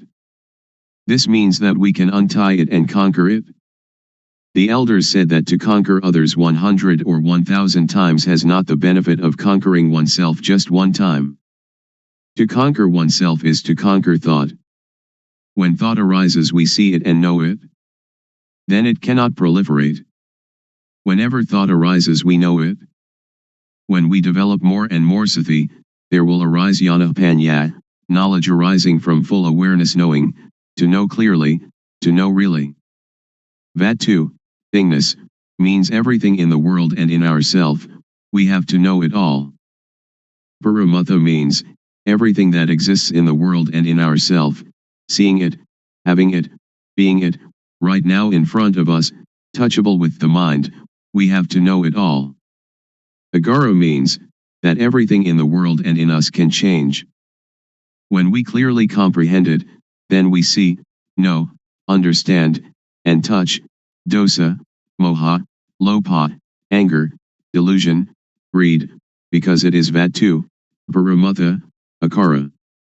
After knowing this the mind will be very cheerful, and can see, vedana, sunya, sankhara, vijnana, feeling, percept, conceiving, knowingness, not being dukkha.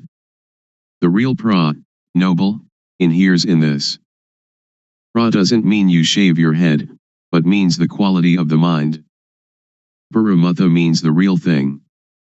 The real pra is in everybody without exception.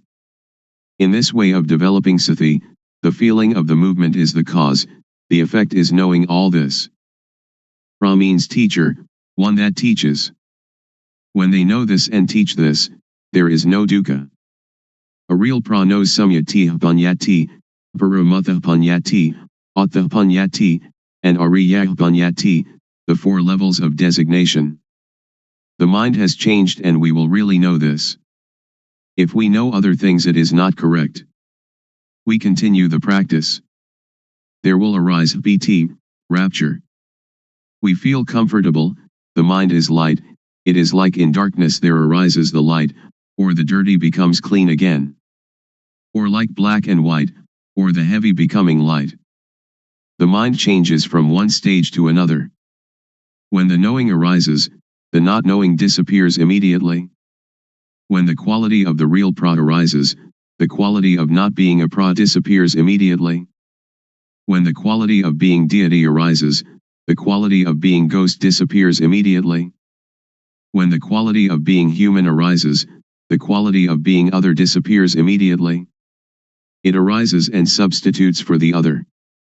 This is called to be born here and die here. Not being born from the womb of the mother and dying physically, that is another thing. That is also the supposing of dukkang, anajang, anatta. Continue the practice. It will be like a pot of water, which has filled to the brim, is now having water removed. When the knowing arises, sati will be reduced, not full like the previous stage.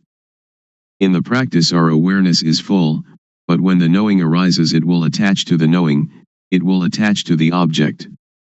When the object arises we have confidence, and it enters into our memory in the brain and is never forgotten then on. I have known this since I was 46, but I haven't forgotten even a little. I know Rupnam in the morning and know the changing of the mind in the evening. I really know this, and I have the confidence to guarantee that it is the teaching of the Buddha. The Buddha taught this thing. Making merit, giving charity, keeping precept, that is good in one way, but learning from the texts, we do not really know how to practice developing sati, how to deal with the mind. A person who doesn't know teaches a person who doesn't know. The result is not knowing. One that knows teaches, the result is knowing, because everybody has it, each can become the real pra, a noble individual. Woman, man, child, if they know it they become the real pra, a noble individual. Therefore the pra is a kind of blessing, because she or he teaches people to know. Blessing means noble. The noble knowledge is called giving Dhamma as charity, or giving knowledge as charity. This is the path of the real noble individual. When we develop sati, and know the movements more and more, jnana panya will occur. When jnana, insight knowledge, arises you will really know, you don't have to remember from the texts. You will know kilesa, tanha, upadana, kama, stickiness, heaviness, attachment, action. Seeing clearly, seeing really, kilesa, tanha, upadana, kama, will reduce or fade away. When we know this point, we don't have to believe anybody. The one that sees it owns it. Suppose that the Buddha comes and tells you that this practice is not correct, you will also not believe him, because it is real. When jnana panya arises, you have real confidence. When you know this point, BT will arise again. When I knew this point during my practice, I went to sleep. After getting up, I started walking back and forth. The cause is walking back and forth, the effect is that the knowing arises again. I walk back and forth and have the knowing. At that time, there is a centipede running across my path. The centipede is cause, the effect is that I see the centipede. I light a candle and try to find the centipede. When I cannot find it, I bring the candle back, and then begin to walk back and forth again. Walking back and forth is cause, the effect is knowing sila, sila kunda, samadhi kunda, panya kunda, all that belongs to normality, setting up the mind, knowing. The knowing arises that kunda means, vessel, container, to contain, to fight it. You can fight everything. It is like when the container is good and you go to get water, you can have that water to drink. But if the container is broken, when you go to get the water, you cannot get it. In the texts they call this, ati sila sikha, ati jitta sikha, and ati panya sikha, the training in the higher morality, higher mind, and higher wisdom. We can compare them, the texts and the experience. This is called sila has arisen, therefore sila is the tool to get rid of the crude kilesa. Sila is already there in us. So this kind of sila doesn't concern keeping precepts, but only concerns the development of sati. When we practice this kind of developing sati, its result will happen in this way. When we know this point, we will understand that sila can really get rid of the crude kilesa. When the crude kilesa is removed, sila will occur. It is like when we plant fruit trees, banana, coconut, or palm. The shoots are already there, but to see them we have to wait until they come up. When we see them, that is the result. Please work diligently and devotedly at developing sati. Whatever people may say, we don't have to pay attention to it. Even though you make merit and give a lot of charity, you will never know this experience. Even though you study a lot, you'll also never know. They do not concern this thing. This can really untie dukkha. When we can cure dukkha, wherever we are comfortable. If we are parents, teachers, children, police, soldiers, monks, novices, or whoever, we will be comfortable, because dosa, moha, lopa disappears, the attachment disappears. But we have to go over this object again and again, so as not to forget. But when you really see it you will never forget it. I have seen it, and I have never forgotten it. Now we come to know samatha, concentration calmness, or doing calmness. There are two kinds of calmness. Samatha calmness is the calmness of not knowing. So samatha meditation is only a device to keep the mind calm. Vipassana, liberating insight, means to see clearly, to know really. It is also calmness, but a different kind of calmness. Developing sati, the calmness will arise by itself because it is already there. The arising calmness is the unattachment, not having dosa, moha, lopa. When people say anything to us, sati will come immediately. It is like having only one chair but there are two people who are running to sit on it. When sati arises, sati will sit there. Dosa, moha, lopa cannot come, because sati, samadhi, panya is already there. It is full. The fullness is already there. The voidness is also already there. It is like an empty glass, which has air inside it but we cannot see the air. When we pour water into it, water will substitute for the air, all of the air. The matter of sati is the same thing. I can really assure you. Suppose there is somebody who says bad things to us. Sati will come, and we can see it clearly.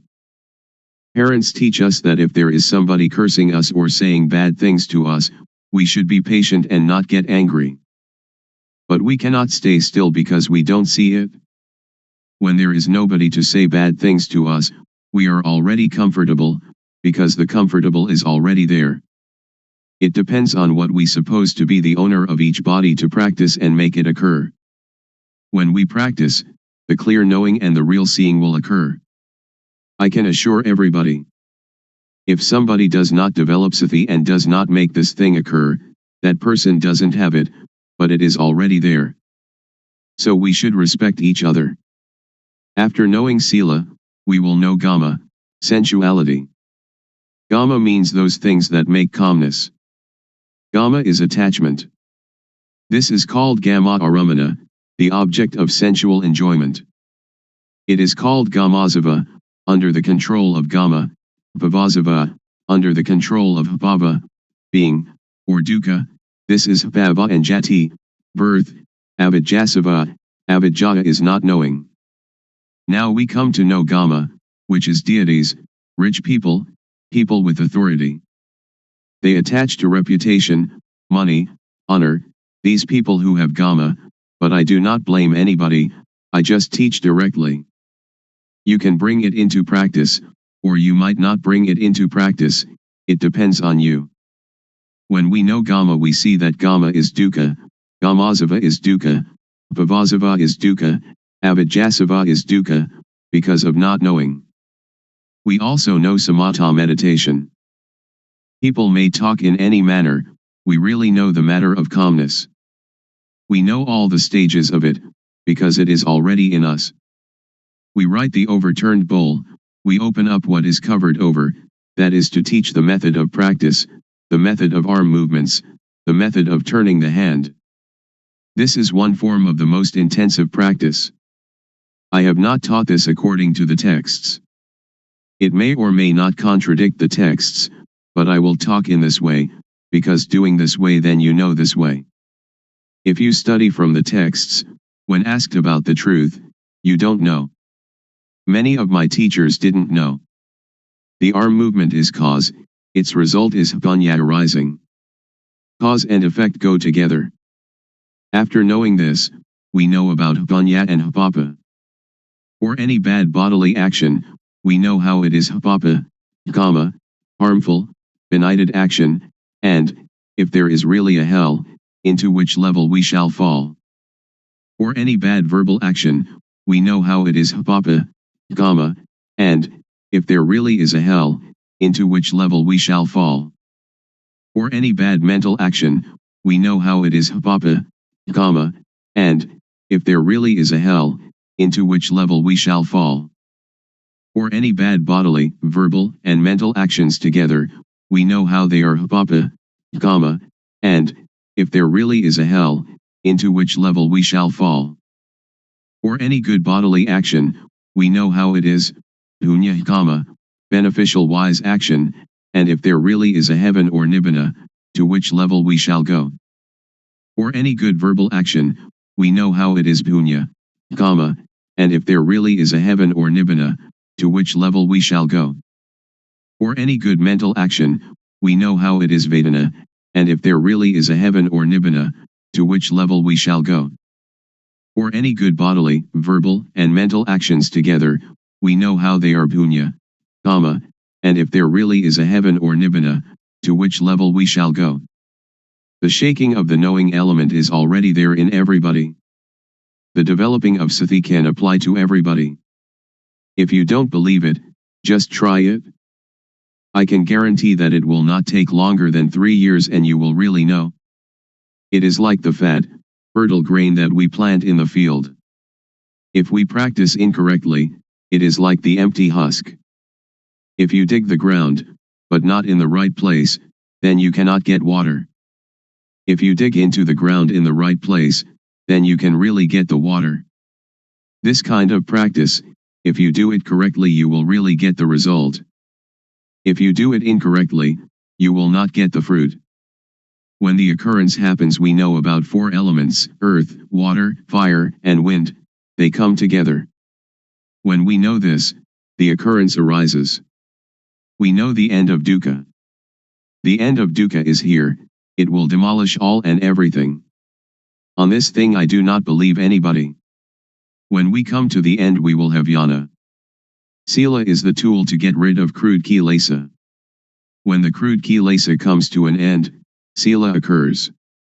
Samadhi is the tool to get rid of the median kilesa. When we know the median kilesa, then we know samadhi.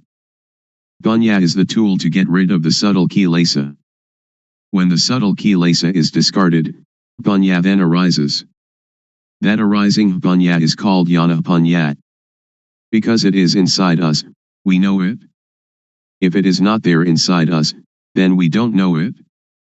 I can assure you that everyone without exception can know it. Women, men, believers of any religion. When I was practicing this method, I was not a monk. Sometimes I wore shorts, sometimes I wore trousers. After knowing this Dhamma, I taught brothers, parents, aunts, and uncles for 3 years.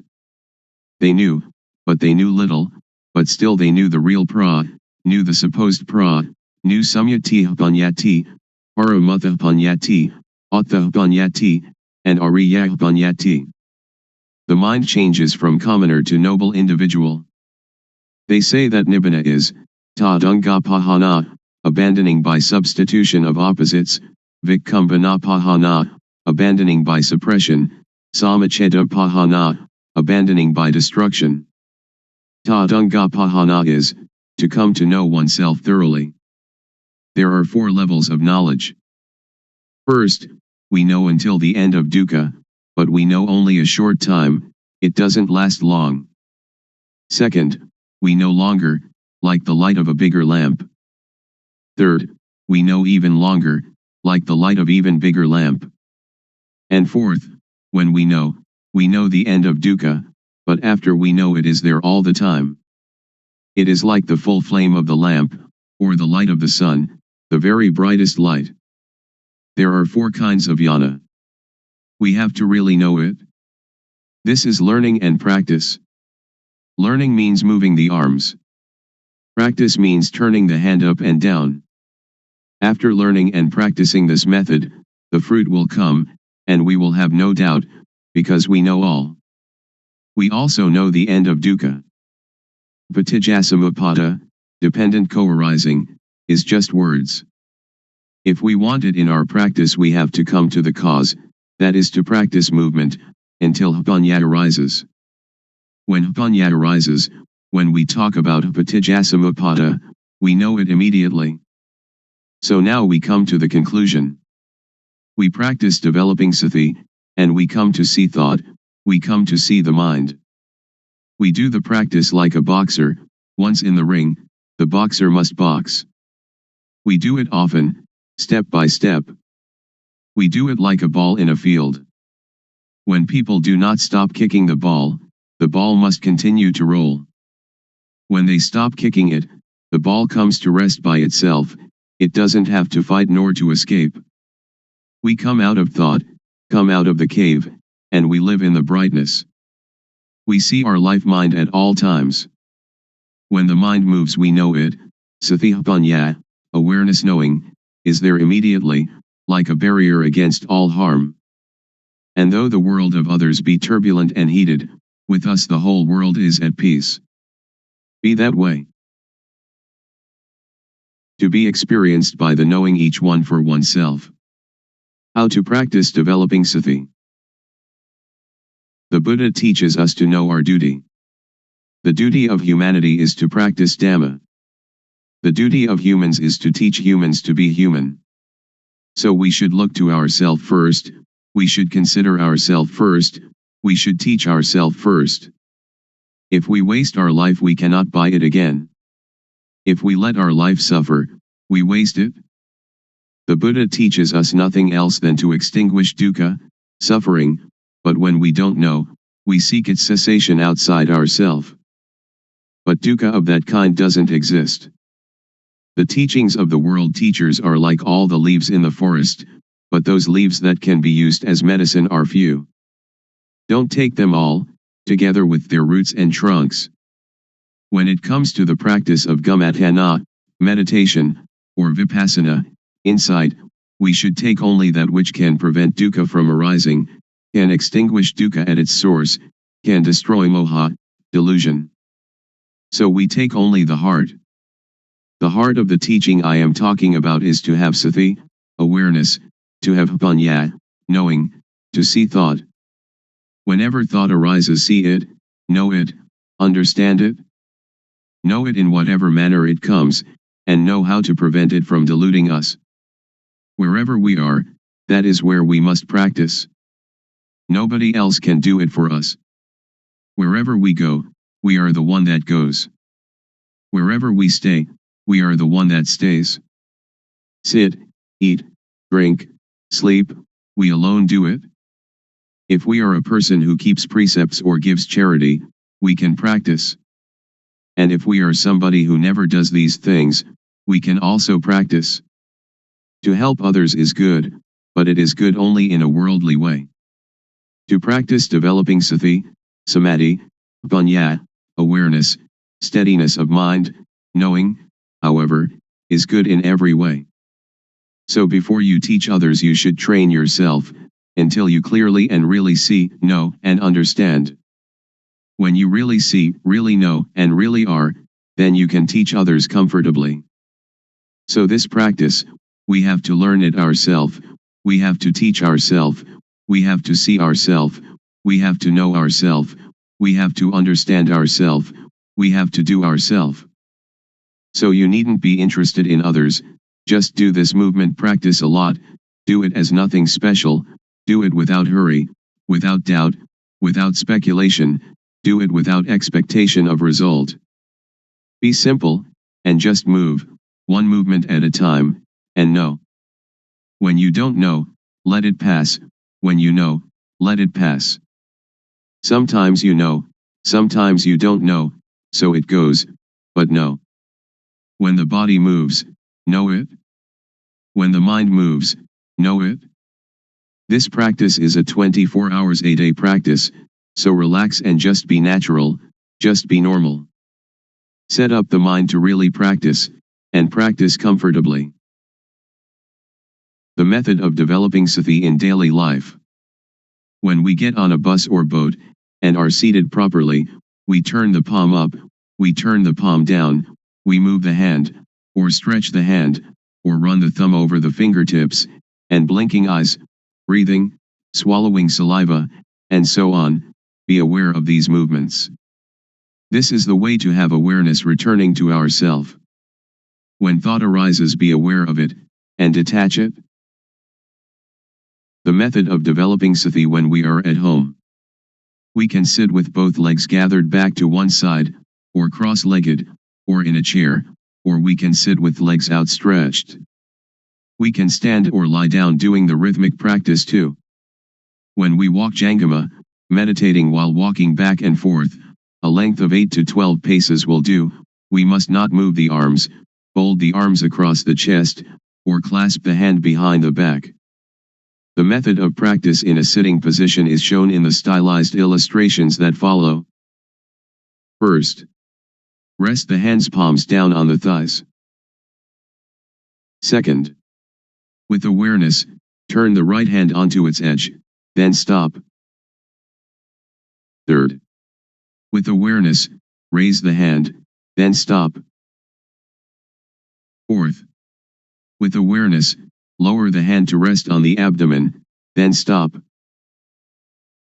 Fifth, With awareness, turn the left hand onto its edge, then stop.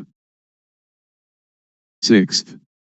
With awareness, raise the hand, then stop. 7th. With awareness, lower the hand to rest on the abdomen, then stop. 8th. With awareness, move the right hand up to rest on the chest, then stop. 9th. With awareness, move the hand out, then stop. 10th. With awareness, lower the hand to the thigh, then stop. 11th. With awareness, turn the hand down, then stop. 12th. With awareness, move the left hand up to rest on the chest, then stop. 13th. With awareness, move the hand out, then stop. 14th. With awareness, lower the hand to the thigh, then stop. 15th. With awareness, turn the hand down, then stop. And repeat this cycle of movements again and again. Good in the beginning, excellent in the middle, and miraculous in the end. The object of the practice of developing sati through the method of movement. Stage 1. Suppositional object. We must know Rup Nam, body-mind, must know Rup acting, Nam acting, must know Rup disease, Nam disease. There are two kinds of Rup disease, Nam disease. With diseases of the body, like headache, stomachache, and wounds, we have to go and see the doctor at the hospital. The disease of the mind is dosa, moha, lopa, anger, delusion, greed. For a cure we must depend upon this method of developing sati, awareness. Then we must know dukkang, anajang, anatta, suffering, impermanence, not self, unbearable, unstable, uncontrollable. Then we must know samyati, supposition. Whatever samyati is in the world, know it to the end. Then we must know sasana, religion, we must know Buddha sasana, Buddhism. Sasana is everyone without exception. Sasana means the teaching of one that knows. Know Buddha sasana. Buddha means one that knows, one that is awake, one that is blessed with Dhamma, which is sati, samadhi, panya, awareness, setting up the mind, knowing. So we develop panya.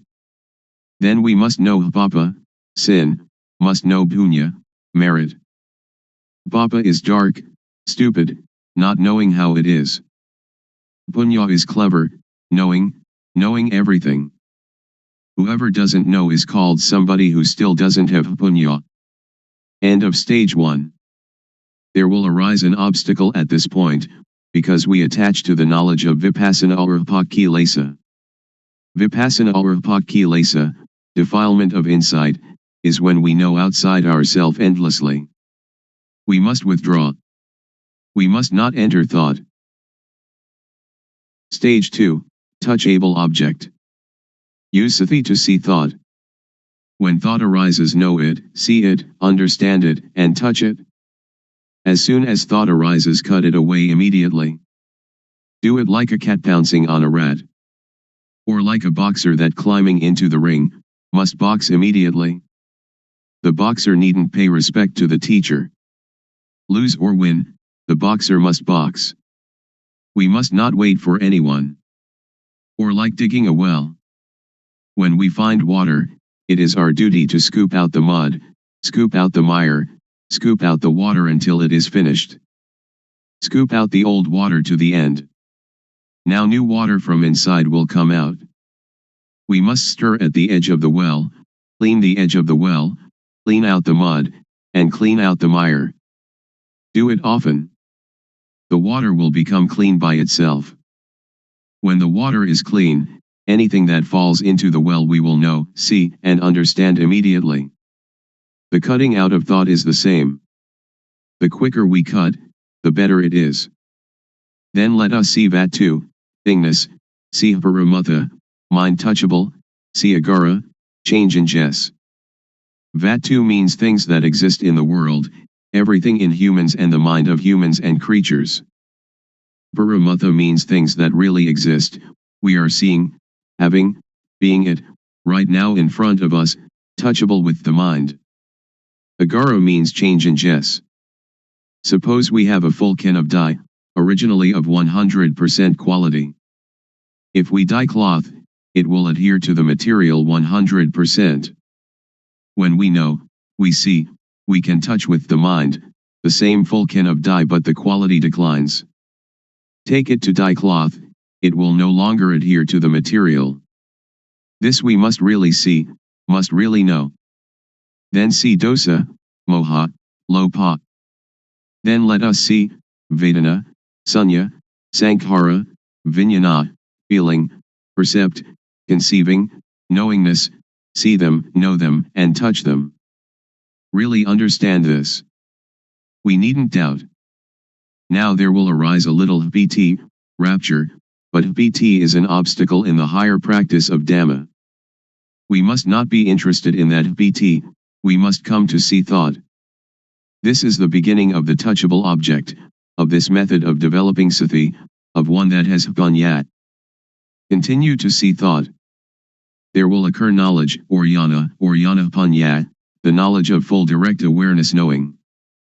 See, know, and understand kilesa, tanha, upadana, kama, defilement/stickiness, craving/heaviness, attachment, action. Therefore attachment will lose its taste, loosen its grip and fade, just as poor quality dye cannot adhere to material. There will again arise bhiti.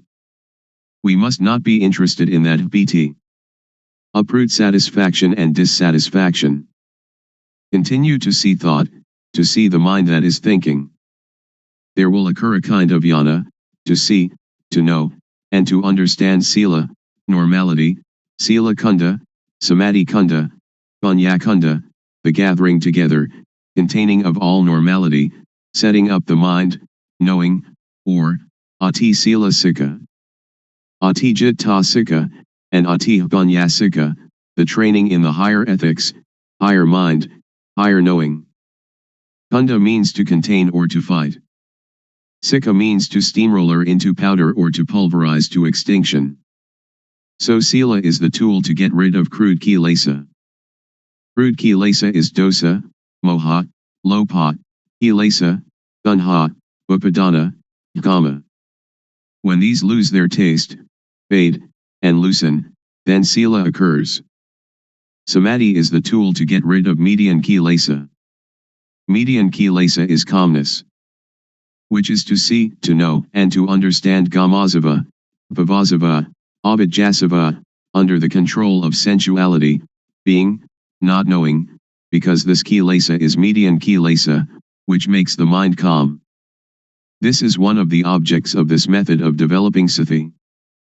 When we know and see it this way, we will come to know dana, generosity, giving, keeping precepts, and doing gamatana, meditation, from every angle and every corner. There will arise jnana panya in the mind. For a bad bodily action, know how it is papa, kama, harmful, benighted action, and, if there really is a hell, into which level we shall fall. For a bad verbal action, know how it is papa, kama, and if there really is a hell, into which level we shall fall. For a bad mental action, know how it is papa, kama, and, if there really is a hell, into which level we shall fall. For bad bodily, bad verbal, and bad mental actions together, know how they are papa, kama, and, if there really is a hell, into which level we shall fall. For a good bodily action, know how it is punya, kama, beneficial, wise action, and, if there really is a heaven or nibbana, to which level we shall go. For a good verbal action, know how it is punya, kama, and, if there really is a heaven or nibbana, to which level we shall go. For a good mental action, know how it is punya, kama, and, if there really is a heaven or nibbana, to which level we shall go. or good bodily, good verbal, and good mental actions together, know how they are punya, kama, and, if there really is a heaven or nibbana, to which level we shall go. End of the object of this method of developing sati. It will be the greatest, most wonderful unfolding, which is in the mind of everyone without exception. If we still do not know it now, when the breathing is nearly finished we most certainly must know. One that is developing sati, developing panya, as yana and knows. But somebody who doesn't develop sati doesn't develop panya, when the breathing is nearly finished it will be the same, but they will not know, because they have no yana. To clearly know and really see, not just to memorize or recognize, to know with yana panya of the real developing of sati, is to be able to assure oneself. It is said that at the end yana will arise. Be careful about abnormalities that may occur. Be aware of yourself. Don't attach to happiness or to anything that arises. Don't take happiness, don't take suffering, but just return to reviewing the object often, from Rup Nam until the end of the object, level by level, and know that the object has steps and stages. Certainly, if you develop sati correctly, the longest time for the practice will be no more than 3 years, the median time 1 year, and the quickest time 1 day to 90 days. We do not have to talk about the fruit of this practice. There is really no dukkha.